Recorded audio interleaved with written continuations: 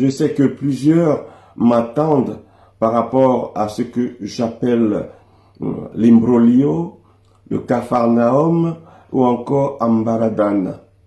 Et dans ce cas, c'est vraiment un capharnaüm.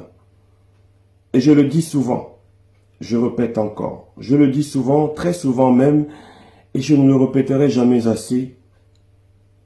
Des fois, les conséquences conseillent mieux que les conseils.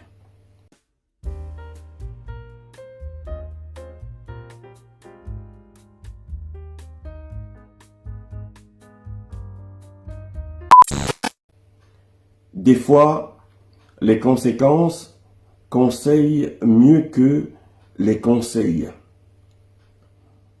Vous savez, lorsque vous avez été nez à nez avec des situations gênantes, vous faites une sorte de flashback, vous vous rappelez certains égarements et vous mettez les gens, vous les mettez en garde par rapport à ce qui va arriver.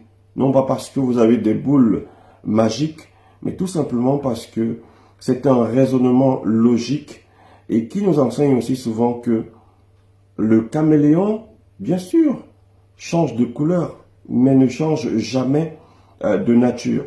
Donc, ce qui est arrivé à Paul ou à Henriette arrivera aussi à Jean ou à Marthe.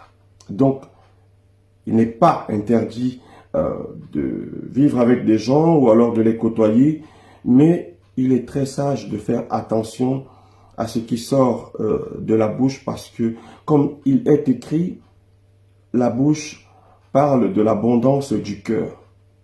Donc, lorsqu'on parle, ce qui après va être analysé ou alors divulgué, des fois peut avoir des conséquences graves. Donc, étant au courant de pas mal de choses, parce que je vois certains qui n'ont pas les tenants et les aboutissants de cette histoire, qui veulent rentrer dedans, analyser, sortir et résoudre les théorèmes de Pythagore et ainsi de suite de Thalès, mais n'ont pas la genèse de l'histoire, ne savent même pas ce qui se passe et disent du n'importe quoi. Mais bon, après, je le dis très souvent, c'est chacun qui sait comment il bouge ses méninges. D'autres n'y arrivent même pas, mais veulent quand même le faire parce que bon, il est donné à tout un chacun quand même de dire ce qu'il pense s'il le veut et comme il le veut.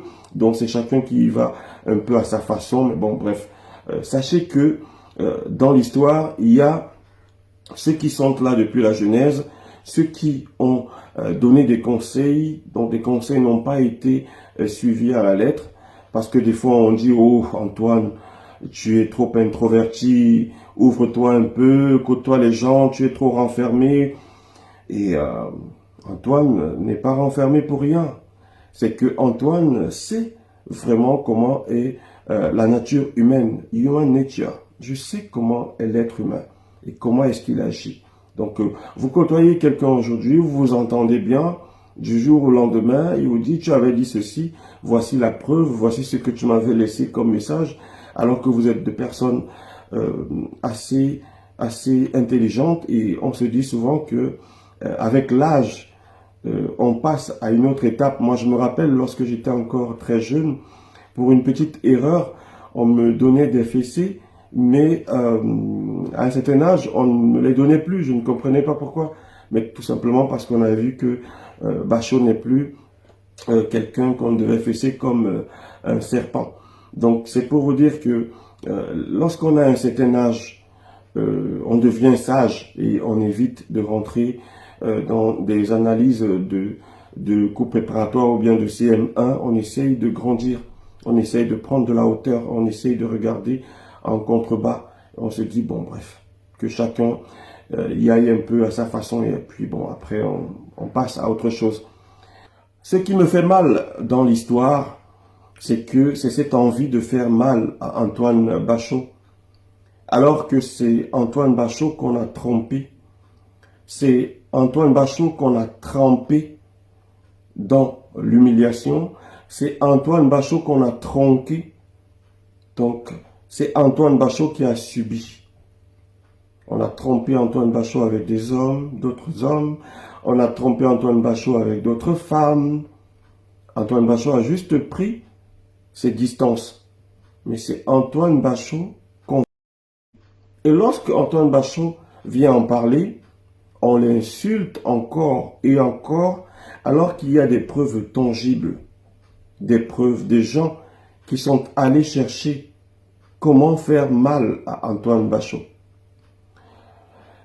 Mais vous savez, à un certain moment, ça devient un combat spirituel, c'est-à-dire qu'il y a celui qui croit en Dieu et qui sait que c'est Dieu qui a le dernier mot, et il y a celui ou celle qui croit au démon et qui pense que Dieu a toujours été corrompu et que le démon va faire croire à Dieu que ce mal est pour le bien de la personne qu'on veut éliminer.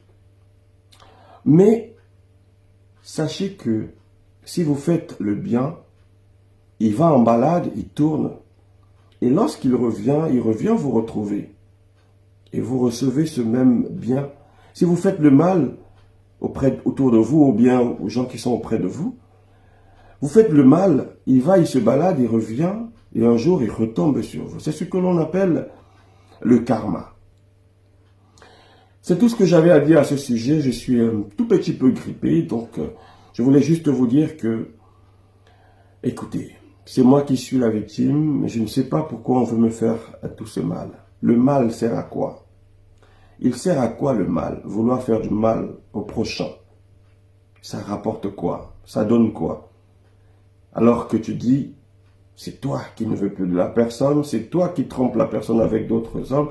Si tu es une femme plurielle, ça c'est ton problème, mais éloigne-toi de manière volontaire, sans causer de dégâts, sans causer de peine, sans laisser toute une famille dans la douleur. Éloigne-toi et dis-toi, ça n'a pas pu marcher, et basta. C'était votre humble serviteur Antoine Bachot. Portez-vous bien, je suis un peu grippé, vous l'avez ressenti à travers cette voix un peu bizarre. Je suis grippé, mais heureusement, j'ai mes 2 vaccins, donc je prends juste des Dafalgan et j'ai besoin de repos durant quelques heures, voire 1 ou 2 jours, et je serai à nouveau sur pied. Portez-vous bien, c'était votre humble serviteur Antoine Bachot.